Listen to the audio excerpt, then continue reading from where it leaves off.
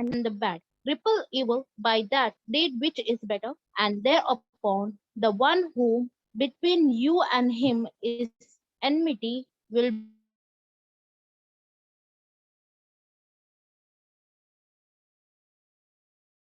become as though we have sent Assalamualaikum warahmatullahi wabarakatuh to each and everyone present here.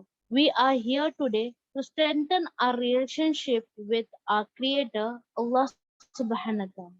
Before we proceed to the section, let us invoke the blessings of Allah subhanahu wa ta'ala. I request Miss Tuhfatul Jannah from the Department of Home Science to recite a few verses from the Holy Quran and to render its translation. السلام عليكم ورحمة الله وبركاته. أعوذ بالله من الشيطان الرجيم. بسم الله الرحمن الرحيم. ولا تقتلوا أولادكم خشية إملاق نحن نرزقهم وإياكم إن قتلهم كان خطأ كبيرا ولا تقربوا الزنا إنه كان فاحشة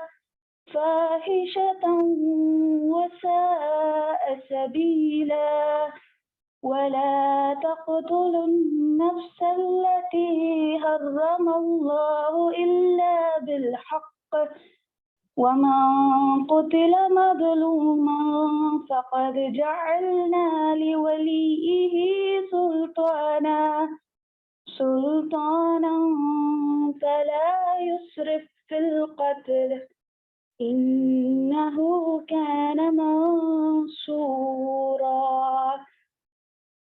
ولا تقربوا مال اليتيم إلا بالتي هي أحسن حتى يبلغ أشده وأوفوا بالعهد إن العهد كان مسؤولا وأوفوا الكيل إذا كلتم وزنوا بالقسطاس المستقيم ذلك خير وأحسن تأويلا ولا تقف ما ليس لك به علم إن السمع والبصر والفؤاد كل أولئك كان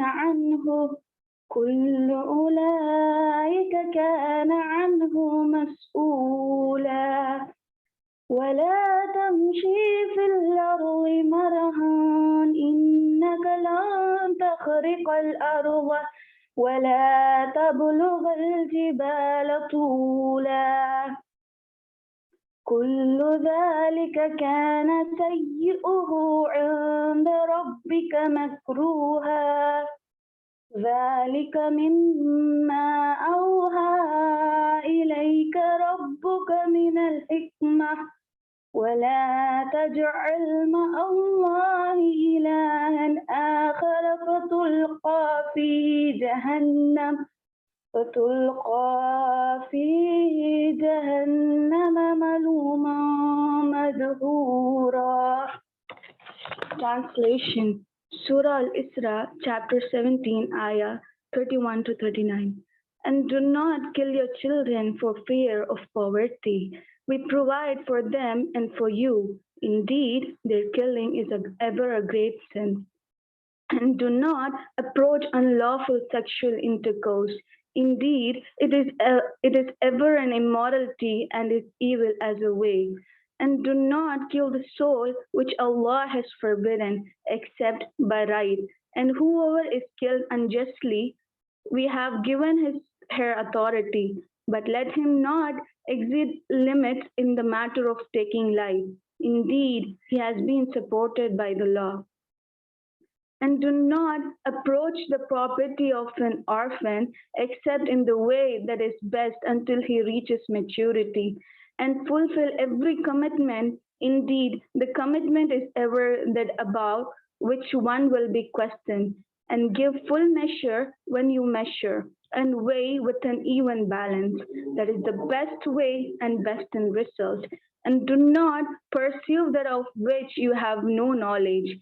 Indeed, the hearing, the sight, and the heart about all those one will be questioned. And do not walk upon the earth exultantly. Indeed, you will never tear the earth apart, and you will never reach the mountains in the height. All that its evil is ever in the sight of your Lord detested. That is from what your Lord has revealed to you, O Muhammad of wisdom, and O mankind, do not make as equal with Allah another deity, lest you be thrown into hell, blamed and banished. Jazakallah khair.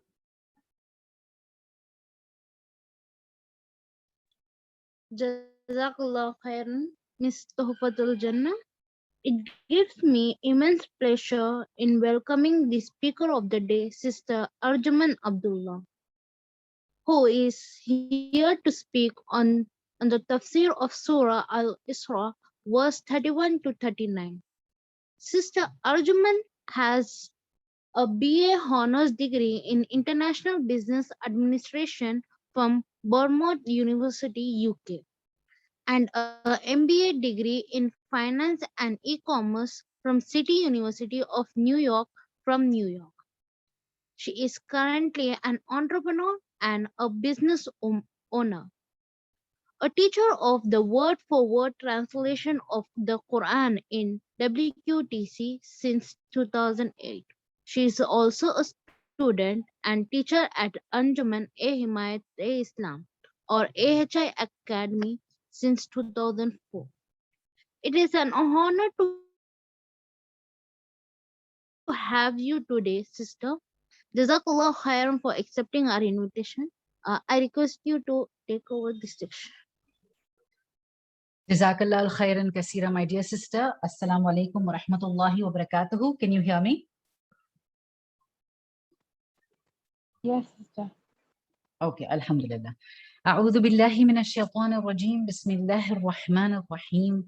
الحمد لله رب العالمين الرحمن الرحيم مالك يوم الدين إياك نعبد وإياك نستعين اهدنا الصراط المستقيم صراط الذين أنعمت عليهم غير المغضوب عليهم ولا الضالين آمين. بسم الله الرحمن الرحيم. رب اشرح لي صدري ويسر لي أمري واحلل عقدة من لساني يفقه قولي. ربي زدني علما ربي زدني علما ربي زدني علما. اللهم فقهنا في الدين. نحمده ونصلي على رسوله الكريم. أما بعد فأعوذ بالله من الشيطان الرجيم. بسم الله الرحمن الرحيم. Assalamu alaikum wa rahmatullahi wa barakatuhu, my dear sisters. I hope and pray to Allah subhanahu wa ta'ala that all of you are doing well today on this Friday afternoon. Alhamdulillah, it's lovely to see all of you again today. We had met 2 Fridays ago, and I had, at that time, I had gone through the verses of 23 to 30 of Surah Isra. And before moving forward today, from verses 31 onwards, I would like to do a brief recap of what we had done 2 weeks ago. Alhamdulillah. So we had learned about doing ihsan on our parents. We had learned about what dua we need to make for them. Rabbirhamhuma kama rabbayani saghira. We are not allowed to say uff to them even. We are asked to show mercy to them and be humble towards them regardless of how they are. It doesn't matter how they are, our duty is to do ihsan towards them, to dua for them and seek forgiveness for them. And this reminds me of Ibrahim alayhi salam, our Prophet Ibrahim alayhi salam, who, in spite of having a father who threw him out of his own land because he invited, Ibrahim alayhi salam invited him to the path of Allah, and his father had him thrown out of his own land. But still, how did he leave? When he left, he told his father, I will ask my Lord I will supplicate to my Lord for forgiveness, for your forgiveness. That is his father's forgiveness. So subhanallah, these are the role models that we need to follow. And Allah subhanahu wa ta'ala says he knows your intentions. If you falter, if we falter in spite of knowing the truth, then we are asked to seek forgiveness and turn back to Allah subhanahu wa ta'ala, because he is Ghafoora, that is, he is inclined to forgive.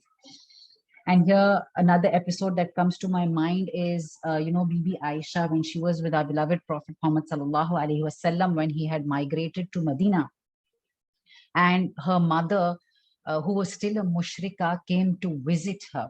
And Prophet Muhammad sallallahu alaihi wasallam instructed Bibi Aisha, maintain ties with your mother, regardless of the fact that she was a polytheist, right?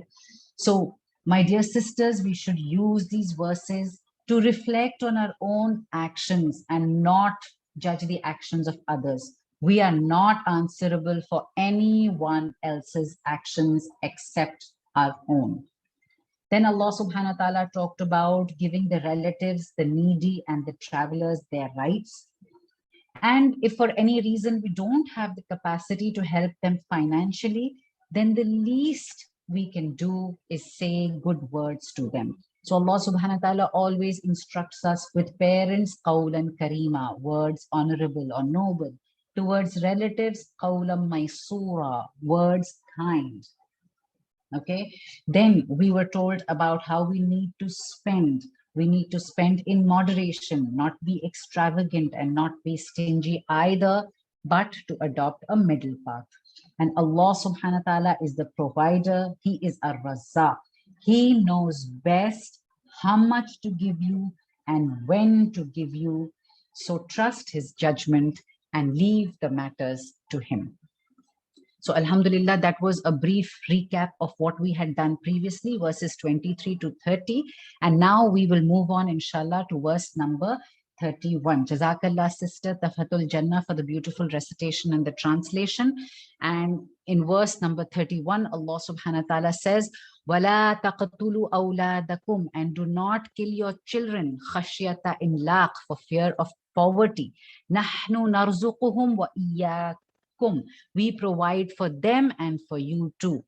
Inna qatlahum, verily their killing, kana khit'an kabira, is a sin great. Now notice Allah subhanahu wa ta'ala uses the word awladakum, plural. Allah subhanahu wa ta'ala uses the plural tense. It means it could be male or female. It could be fully formed or deformed. It could be before, it could mean before birth or after birth. Now, I want to bring your attention to the word imlaq. Imlaq is generally translated as poverty, but imlaq is actually the fear that a person will become poor, or that, whatever he has will finish, or it won't be enough. For example, let me give you an example. When unexpected guests come over to our house and it's dinner time, and we are obliged to ask them to join us for dinner. But somewhere that the food that you have may not be enough. That feeling is called imlaq. And my dear sisters, it's like a mindset that we have, okay? That if I spend my wealth or my savings, it'll become less. If I have more kids, my earnings will get depleted. But this is a very ungrateful mindset, my dear sisters.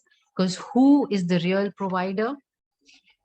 Yes, Allah subhanahu wa ta'ala. And Allah subhanahu wa ta'ala says, we provide for them and for you also. Now, when Allah subhanahu wa ta'ala talks about himself as a we, this is not the first person plural we, my dear sisters. It's more of a majestic we. And in ancient times, the kings and queens used to use this kind of language, English language, where they used to say, we are not happy, even though it was a singular person saying it, right? So the use of this we indicates the majesticity of Allah subhanahu wa ta'ala. He says, we provide for you. That means in his majesty, he provides for the offspring and for you also. And we are not supposed to forget that. So when Allah subhanahu wa ta'ala refers to himself as we, it refers to his majesty and his grandeur. So, but of course, who can provide but him? He is Razzaq. He is the one and only ultimate provider for you and your child. Now, let's go to science for a bit. I want you to think about this.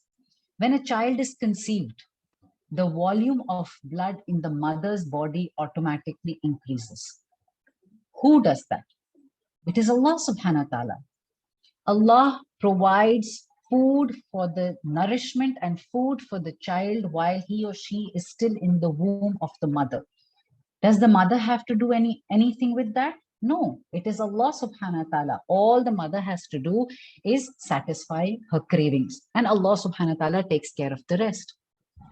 Now, after the child is born and the mother's body produces milk for the child, who else can do that except Allah subhanahu wa ta'ala? And I'd like to remind you, my dear sisters, that the rizq of a person is written for him or her while he or she is still in the womb of the mother. There are 4 things written for a child while they are in the womb of the mother, and one of them is rizq. So Allah subhanahu wa ta'ala says, if you kill the child out of fear that your rizq will run out, then it is a khit'an kabira. It is a great sin, a grievous crime. And khit is referred to a crime that is done deliberately. So what do we need to do? We need to change our mindset. We need to realize that Allah subhanahu wa ta'ala, all the power lies with him. Okay, out of fear that my income will become less, or I won't be able to afford this luxurious lifestyle that I have if a child comes into the picture, or like a child is an expense, we have to shift that mindset and rather think that we have Allah subhanahu wa ta'ala. He is the true provider who provides for us and our children. The earnings that we earn are also provided by him. The blessings and the barakah in our earnings also come from him. There is no doubt. Yes, we have to find the means of earning, but it is Allah subhanahu wa ta'ala who facilitates the matters for us and puts the barakah in our earnings. And how often have we seen it, my dear sisters, that when a child is born into a family, Allah subhanahu wa ta'ala pours barakah into the wealth of the family also. Alhamdulillah. So we have to realize and acknowledge that only and only Allah subhanahu wa ta'ala can do that. And that's the mindset shift that we need to make. There is a hadith in Bukhari and Muslim, and it is reported that Abdullah ibn Masud asked the Prophet Muhammad sallallahu alaihi wasallam, which sin is the worst? And the Prophet Muhammad sallallahu alaihi wasallam replied, one, to set partners with Allah subhanahu wa ta'ala when he is the one who has created you. Then Abdullah ibn Masud asked, then what? So Prophet Muhammad sallallahu alaihi wasallam replied, to kill your child out of the fear that he will eat with you, number 2. And then he asked, then what? So Prophet Muhammad sallallahu alaihi wasallam replied, to commit adultery with your neighbor's wife. Okay, now, mashallah, there are exceptions to the situation, yes, but where there are different permutations and combinations, but I will not dwell on that. And if it is best if one finds themselves in a situation like that, where they may have to perhaps abort a pregnancy or kill a child after they are born due to a deformity, or if there is a danger to the mother or child's life, then the best thing would be to consult a learned person or a scholar or an alim who is well versed in the matter. And Allah subhanahu wa ta'ala further says, وَلَا تَقْرَبُوا الزِّنَا, and do not go near zina or do not approach zina. إِنَّهُ كَانَ فَاحِشًا, verily it is a lewdness or an immorality. وَسَاءَ سَبِيلًا, and it is an evil way. When Allah subhanahu wa ta'ala is referring to zina, zina is referring to illegal sexual intercourse. And in this case, it could be adultery or fornication. Adultery for those who are married and fornication for those who are not. So Allah subhanahu wa ta'ala says, وَلَا تَقْرَبُوا, that is from word qareeb, don't even go near it. Stay away from people and things that may lead you to commit this sin. Don't ever put yourself in a situation that might lead you to commit zina. And if for any reason, if you were to find yourself in a situation either intentionally or unintentionally, and it suddenly hits you that you are moving towards zina and you realize it, then don't stay in that kind of situation anymore, my dear sisters. Move away from it. Run away in the opposite direction if you have to. And you know, the thing about zina is, it's not something that happens overnight. Let me give you an example. What I mean to say is, suppose, you know, a boy and a girl, or another man and a woman, you know, it always starts with, you know, they're getting to know each other.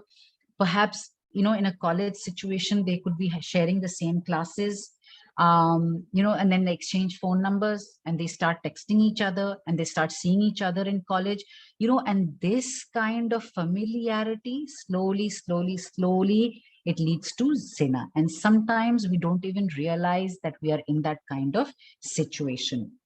And really, unfortunately, my dear sisters, the kind of social media that we are exposed to today, especially the, you know, the TV shows, the Netflix shows, it makes it look so appealing because the whole concept of zina has been romanticized that people don't even realize that it is wrong anymore, you know, unfortunately. And so, you know, when one indulges in zina, what does it indicate? Sisters, you can let me know on chat. What do you think? When one indulges in zina, what do you think is lost? You can let me know on chat, sister.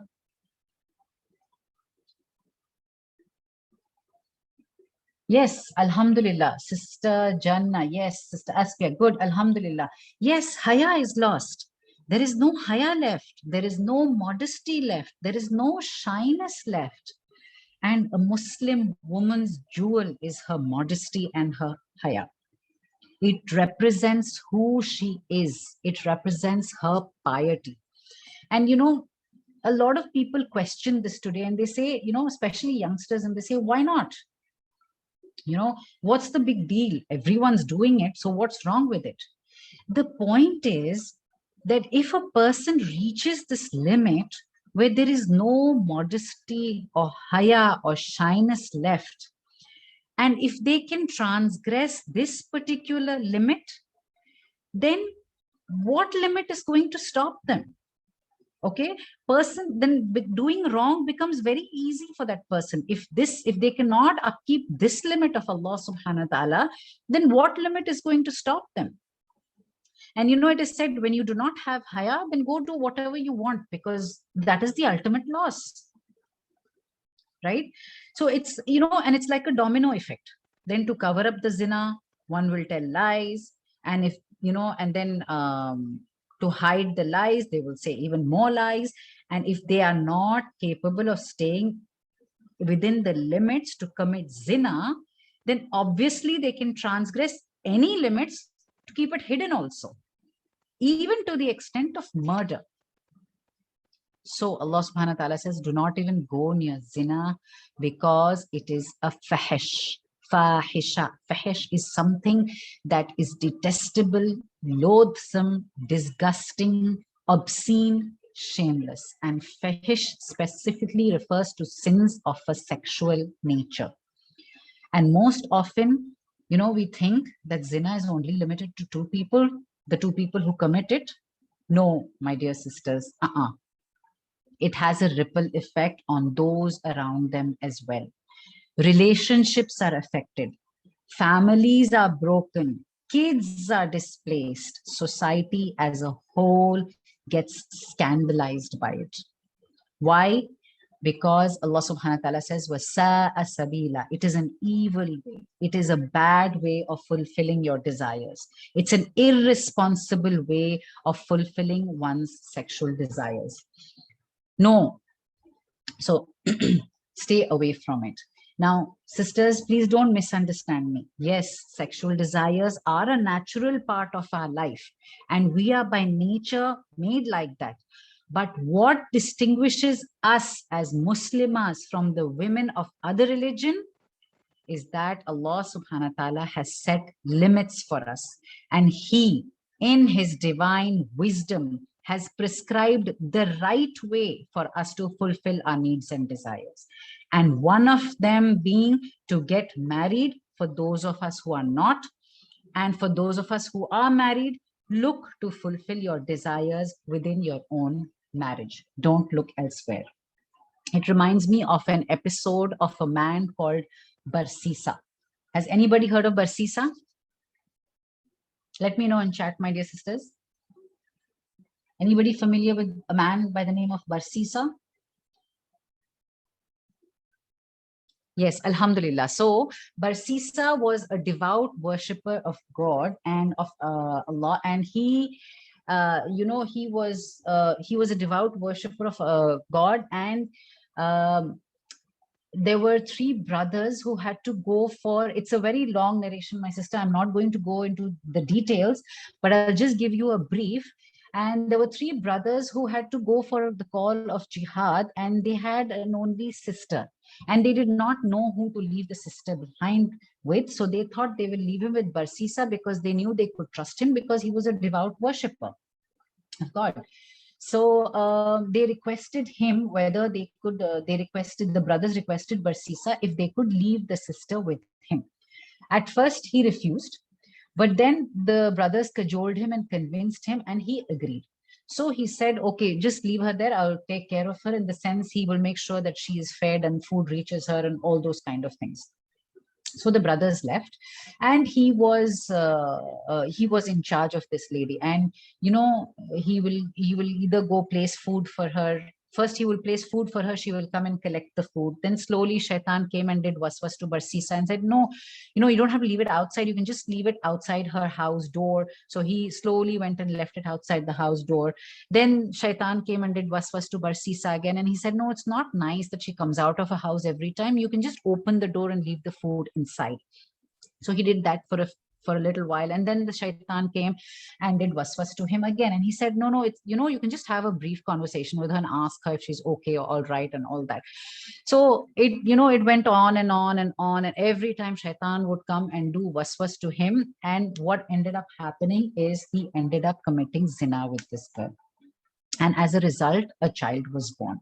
And now finally he realized his mistake of what he had done. And so he was wondering what to do with it now. And when the brothers come, they are going to be very angry and upset with him because she was left under his care. And then Shaitan comes once again with his waswas, and he says, just kill them, just take out anything of them at all, any sign of them at all. So he ends up killing the mother and the child, the girl and the child, and he ends up burying them in the place where she was staying. And the brothers return and they ask what happened to the sister. And, he relates whatever he had to say. He had to lie to cover up his mistake. So he did that, and he explained it to the brothers, and the brothers agreed. But then eventually it was found out what he had actually done. And when the brothers confronted him, he acknowledged what he had done. And till the end, till he was being killed, and he was being killed for his sin, Shaitan kept a hold of him, kept coming back to him to do waswas again and again, and eventually he died in the state of disbelief. This was somebody who was a devout worshipper of God, of Allah subhanahu wa ta'ala. So zina, a very big lesson for us to learn here. Moving on, when Allah subhanahu wa ta'ala says,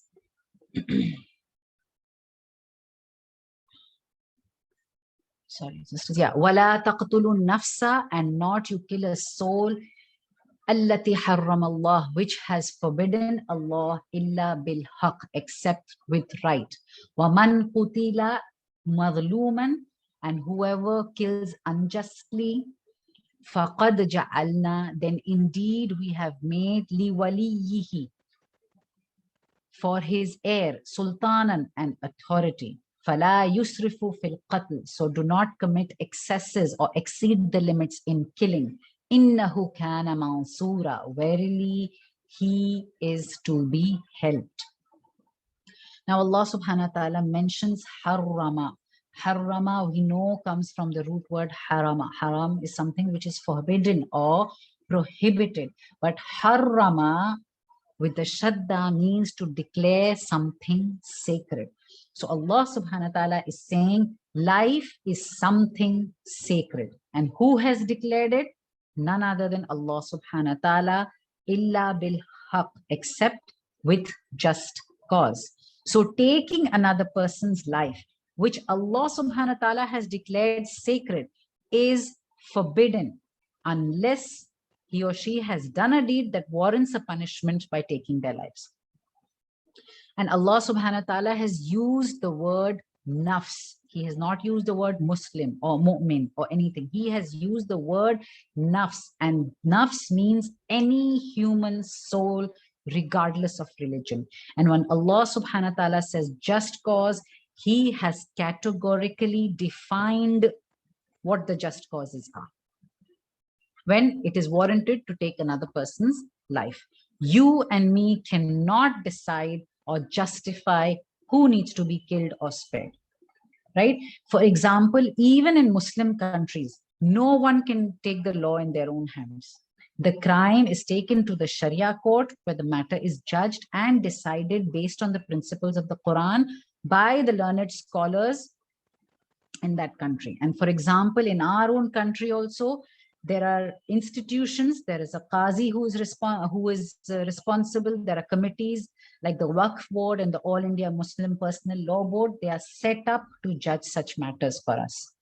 There are due processes and procedures that are put into place to decide whose life needs to be taken and whose doesn't, based on the crime committed. Therefore, we cannot take the law in our own hands, my dear sisters. And when Allah subhanahu wa ta'ala says mazluma, mazluma is the one on whom zulm has been committed. So if someone is killed wrongfully or has taken another's life for no valid reason, then Allah subhanahu wa ta'ala has given the authority to the heirs of the person who was wrongfully killed to take revenge. Okay, and this links back to the law of Qasas in Surah Baqarah, which says the soul for a soul, right? Verse number 178. So Allah subhanahu wa ta'ala, nafsu bin nafsi, Allah subhanahu wa ta'ala says a life for a life.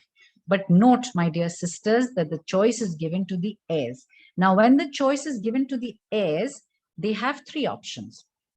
Number one, they can forgive, they can choose and forgive, they can choose to forgive the murderer completely, right? Number two, they can punish the criminal for unjustly killing their loved one.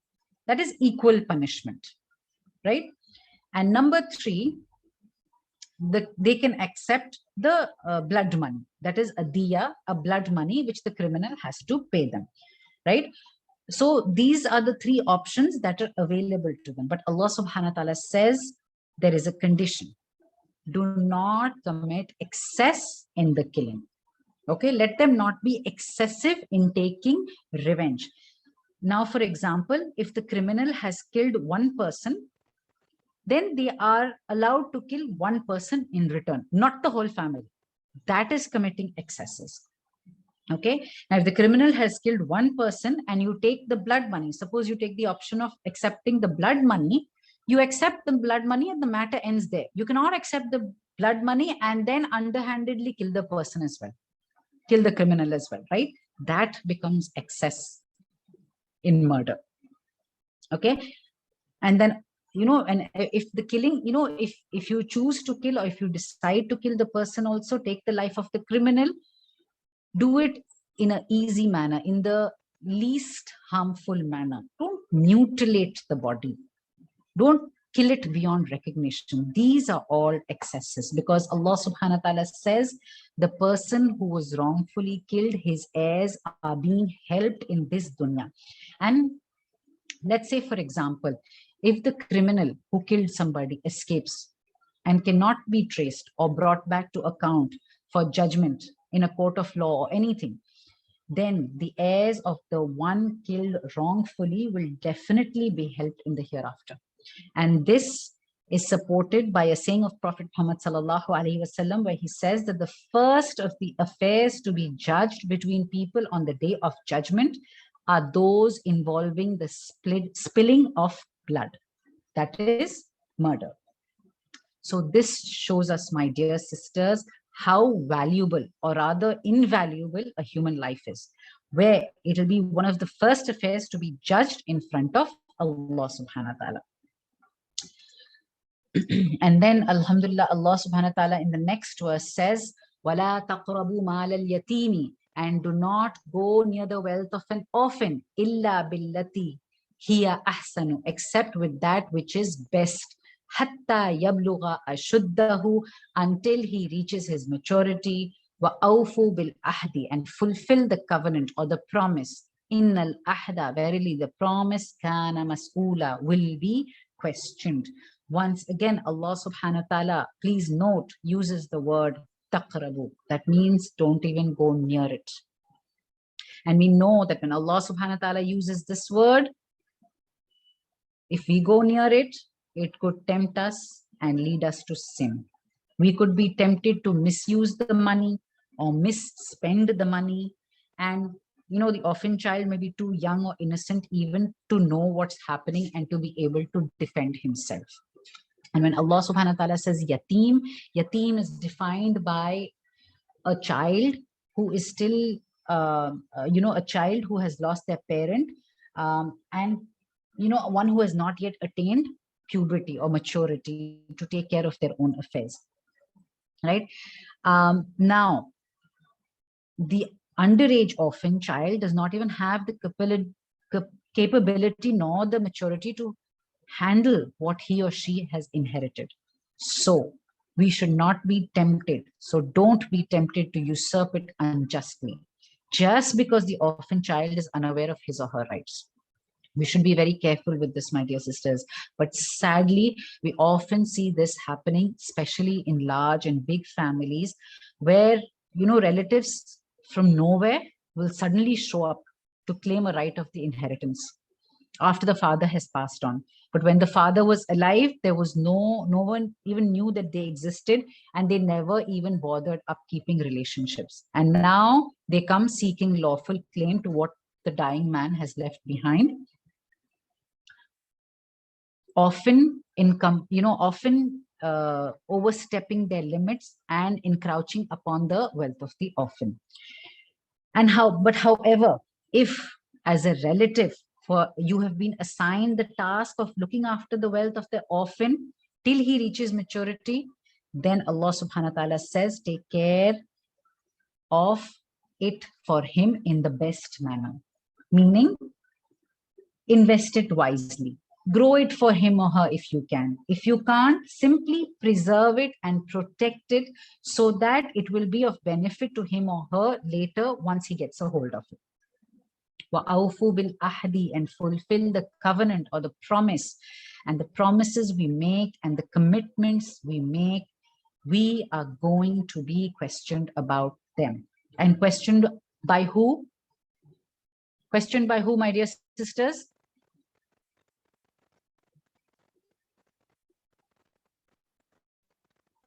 Sisters, let me know on chat. Who will be questioned by? Who will we be questioned by? Yes, none other than Allah subhanahu wa ta'ala. You may feel that you got away with it in this world, but how can we ever escape facing Allah subhanahu wa ta'ala when he will question you? And Allah specifically mentions ahad here, promise. Why? It's because a promise has been made to that orphan child that his or her wealth is going to be returned back to him or her at a certain age. But sadly, many people fail to upkeep this commitment when the time comes to return the money, of which they have been made caretakers. They are only caretakers. They may have unjustly gained in this world and perhaps even gotten away with it. But do you know what the ultimate loss is going to be? When the child claims tomorrow in front of Allah subhanahu wa ta'ala the child's haqq, then it will be given to him and he will be recompensed by the good deeds of the person who had wronged him. Right? That is the price that the person who wronged will have to pay. He will have to pay, he or she will have to pay with their good deeds in the hereafter. May Allah save us from such an account. Ameen. And moving on, Allah subhanahu wa ta'ala says, وَأَوْفُ الْكَيْلَ, and fulfill the measure, إِذَا كُلْتُمْ, when you measure, وَزِنُوا, and weigh, بِالْقِسْطَاسِ الْمُسْتَقِيمِ, with a just balance or an even balance.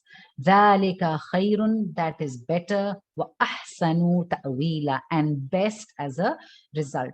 Now Allah subhanahu wa ta'ala is talking about kaila, which is a measure, wazina, which comes from wazan, which is to weigh.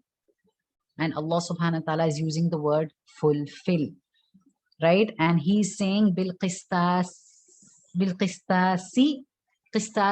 mustaqim, right? Now, we've often come across the word mustaqim in the Quran. Can you tell me, sisters? It always comes in conjunction with another word. Can you tell me what that word is?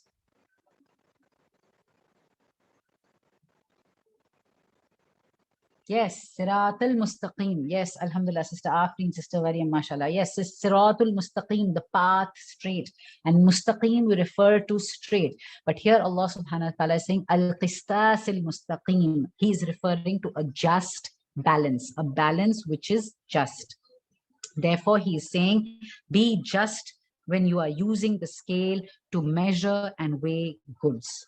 Okay, and use the scale should be a just scale. It should not be a faulty scale. Now, let me give you a few examples. Suppose, for example, you own a general provision store where you literally have to weigh, either rice or sugar or masala or whatever it is. So make sure that the balance that you are using to weigh is not faulty. It could be a regular balance like we use in the olden times, or it could be one of those digital ones that we see in supermarkets these days, right? But it should be balanced and just. It should be corroborated correctly. Because remember, we are receiving the money for it. So we need to give what we receive the money for. Another example is if your family business is textile, and then so when you're measuring fabric, make sure that you are measuring correctly, not less than the payment you are getting for it, and especially on a lighter note, especially we as women, we are known for our bargaining skills, aren't we? And when we go to the fabric store, what do we usually do? Be honest, huh, sisters? Tell me, what do we usually do? Especially when we go to a fabric store to buy fabric. Yes, we bargain. How do we bargain? That salesman, the shopkeeper, is carefully using his steel rod to measure the fabric. And what do we tell him? Let go of like half an inch, no, adha inch, chhod do, no, like that. Right? Yes, give more. Exactly, Sister Jazakallah, give more. Right? We always say that. So we need to reflect. We need to think. We need to assess our actions. What about the fruit and vegetable wala?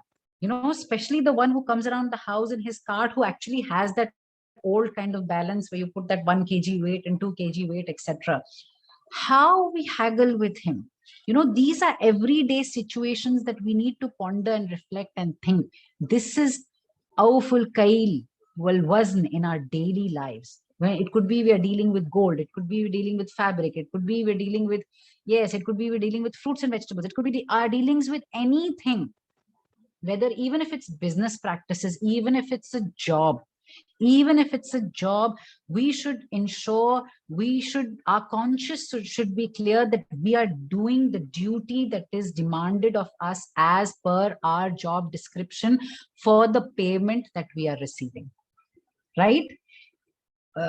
Even in business practices. And this reminds me of a nation, an entire nation that was destroyed because they did not do justice in weight and measure. Can anybody tell me? Can anybody tell me? An entire nation, yes. The nation of Shuaib alayhi salam, yes. An entire nation, Jazakallah khairan, the entire nation was destroyed because they did not follow this practice. And then Allah subhanahu wa ta'ala says, it will be ahsanu ta'wila. It will be, yes, Madian, alhamdulillah. It will be the best end. It will serve as the best result. What? Honesty, fairness in business practices when dealing with others, not only in this world. It will give you the best reward, not only in this world, but also in the hereafter, inshallah. May Allah make us of those,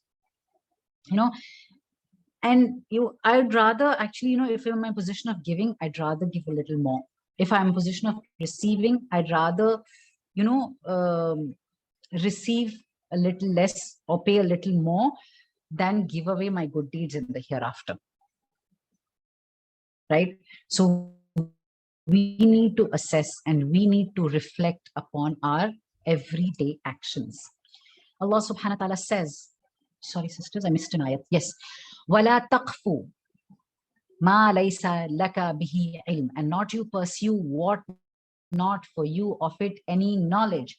Inna sam'a wal basara wal fu'ada, verily the hearing and the sight and the hearts, kullu ulaika kana anhu mas'ula, all of them are going to be questioned. Now when Allah subhanahu wa ta'ala says taqfu, taqfu comes from the word qafawa, which means to pursue. It is translated as pursue. Now taqfu is actually the nape of a neck, but this word taqfu is slightly different from the word ittaba. Now when I say ittaba, ittaba means to follow.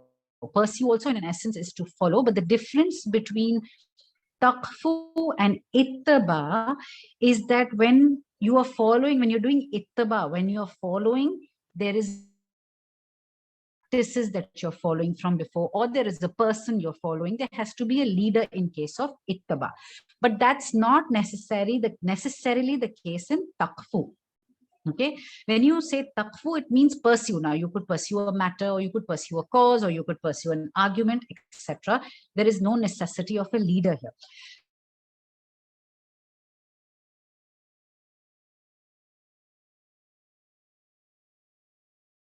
Unnecessarily delve into issues which don't concern you. For example, let me give you an example from the Quran itself. We have certain letters in the Quran. Can anybody tell me which were not asked to delve into their meaning? Can you tell me the letters? You can tell me the letters, or you can tell me the broad term by which the letters are known. Mutashabihat are verses. Yes, sister, they are also included in this. Yes, alif, lam, mim are known as haruf muqatta'at. So it is either haruf muqatta'at, and like Sister Aisha said, yes, also mutashabihat verses, the meanings of which is not clear for us. So Allah subhanahu wa ta'ala is saying, don't delve into these matters. They could lead to trial. They could lead to your fitna. Allah subhanahu wa ta'ala has left them unrevealed, because it is, and for us as believers, it is enough to know that Allah subhanahu wa ta'ala has revealed it in the Quran, and therefore we believe in them. That's it. Mutashabihat verses could have been relevant to generations before us. Perhaps it's not relevant for us now. Perhaps it'll be relevant for generations. Some verses will be more relevant to generations after us. So we are not asked to delve into such matters. So Allah subhanahu wa ta'ala mentions, and then Allah subhanahu wa ta'ala mentions about faculties of knowledge, which are the eyes, the ears, and the heart. And he says all are going to be questioned. So the point here is, don't follow others blindly, especially the older generations. Use your own faculties of knowledge to listen to the verses of the Quran, to see all the signs around you, and to make niyyah in the heart to adopt the right way. We will be accountable for our deeds and they for theirs. So my ancestors did it will not be accepted as an excuse when you will be questioned for your deeds.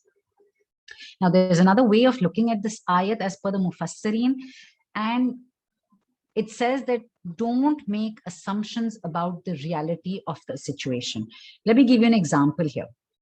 Let's say a new family has moved into town, or a new girl has come into college, and you find them sitting in the canteen. You find that girl sitting with the guy in the canteen, in the school canteen, or they are sitting in the park bench, in the community park bench. You find a boy and a girl sitting and they're eating together or talking together or anything, right? And what do you notice happening? Come, sisters, let me know on chat. What do you notice happening? You will see immediately the kusur, kusur, kusur, kusur, kusur, kusur start. People will start talking. People will start, wondering who this is. Yes, they'll start gossiping. How do you know? They could be brother and sister. Therefore, don't pursue things of which you have no knowledge. Use your eyes, ears, and hearts wisely, my dear sisters, because remember, they will be given a chance to speak on the day of judgment. And when sometimes, personally, when matters come to me for which I feel I don't know enough about, I'd rather say I don't know. Or I'd rather say I'll find out and get back to you.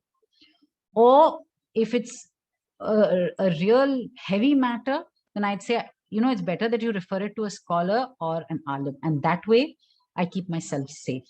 And I'm not answerable tomorrow for pursuing matters about which I have no knowledge. Right?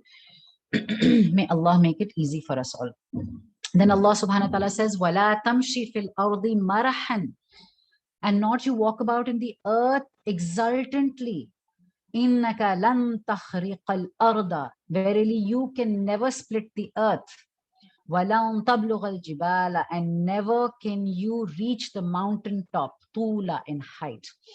So Allah subhanahu wa ta'ala says, maraha. Maraha is to be in high spirits, in the sense that if you are happy, suppose you have accomplished something, or you're wearing a new dress, and that happiness, when accompanied with, an element of pride, which every human being is prone to, that is known as maraha. Sometimes we don't even realize that we're doing it, okay?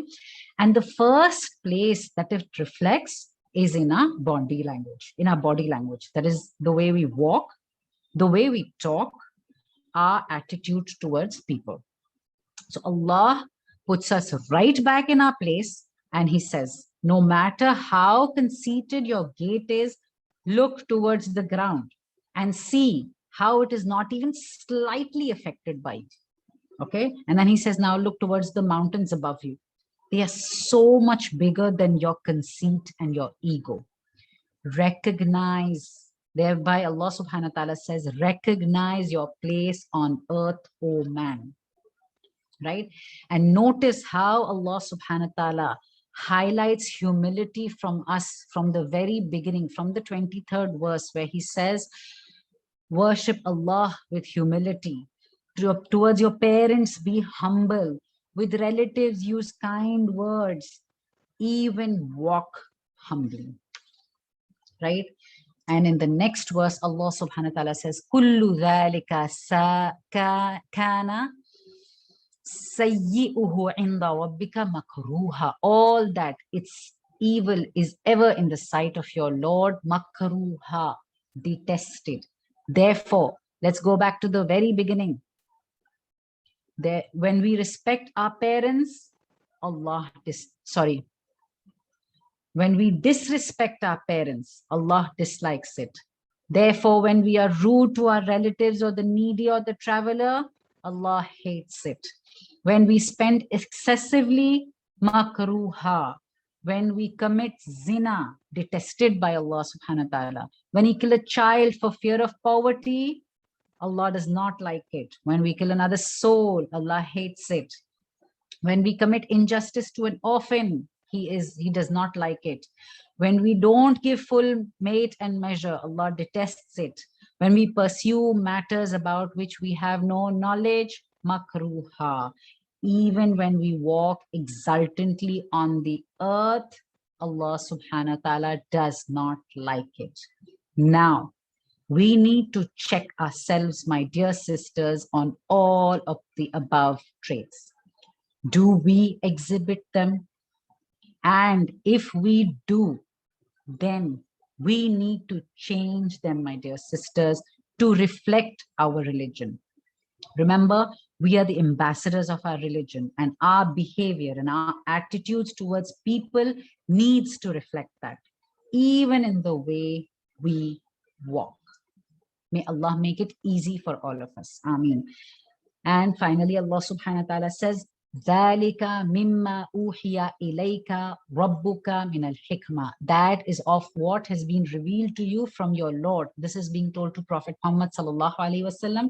مِنَ الْحِكْمَةِ, of wisdom. وَلَا تَجْعَلْ مَعَ اللَّهِ, and not you make or not you assign with Allah ilahan akhara, other gods. فَتُلْقَى فِي جَهَنَّمْ, lest you will be thrown in hellfire, malumam madhura, blamed and banished. So Allah subhanahu wa ta'ala says, these are words of wisdom, and we as Muslimah need to implement this wisdom in our daily lives. And you know, a very interesting thing about this surah and these verses were, this surah and these verses were revealed in Makkah.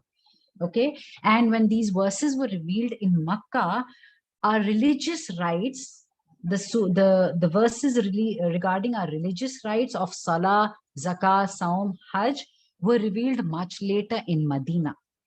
So I want you to realize this, that the way we need to conduct ourselves, our moral behaviors were revealed first in terms of chronology. Our rights, our ritualistic rights of Salah, Zakah, Saum, Hajj were revealed later. So Islam, my dear sisters, is a way of life. Islam is not Salah, Zakah, Saum, Hajj. Islam is how we live our lives. It is something that goes hand in hand. Okay, it is not something that I've done my ritualistic duties, so I'm a practicing Muslim and I can live my life however I want. No, my dear sisters, right? It goes hand in hand. You're supposed to live your lives according to the principles of the Quran and Sunnah. And this is the wisdom that Allah subhanahu wa ta'ala has given us in his book. And that is why it is imperative that we understand what is given to us in the Quran, right? And these verses come back full circle. We had started with verse number 23, where Allah subhanahu wa ta'ala had told us, worship him alone. And here Allah subhanahu wa ta'ala is saying, don't associate partners with Allah. Don't assign any partners with Allah. He is one, he is wahid, he is the only one, and only he needs to be worshipped. So it started with worship him alone, and do this, don't do this, don't do this, don't do this, don't do this, don't do this, don't do this, and then don't assign partners with Allah. If you don't follow this, Allah subhanahu wa ta'ala very strictly warns, you will be thrown in Jahannam, malumam madhura. Now, sisters, these are life-transforming verses, right? Life-transforming. And if we can implement them in our daily lives, I guarantee you that inshallah, inshallah, inshallah, we will not only reap the rewards in this world, but in the hereafter too, inshallah. I'd like to end with the dua. May Allah make us of those who can reflect on these verses, assess our actions and behaviors, and reform ourselves for the best ajr from Allah subhanahu wa ta'ala in this world and in the hereafter. Ameen ya Rabbal Alameen. Subhanakallahumma wa bihamdika nashhadu an la ilaha illa anta nastaghfiruka wa natubu ilayk. ربنا تقبل منا إنك أنت السميع العليم وتب علينا إنك أنت التواب الرحيم سبحان ربك رب العزة أما يصفون وسلام على المرسلين والحمد لله رب العالمين. السلام عليكم ورحمة الله وبركاته. جزاك الله خيرا كثيرا. Jazakallah khair, sister, for this beautiful section on the importance of zina, sin, honesty, and we should not associate partner with Allah subhanahu wa ta'ala. It's like a reminder for us. Today we have learned the next another 8 verses of Surah Al-Isra. I hope we implement whatever we have learned today from the verses 31 to 39 from Surah Al-Isra. We will end the section with the dua.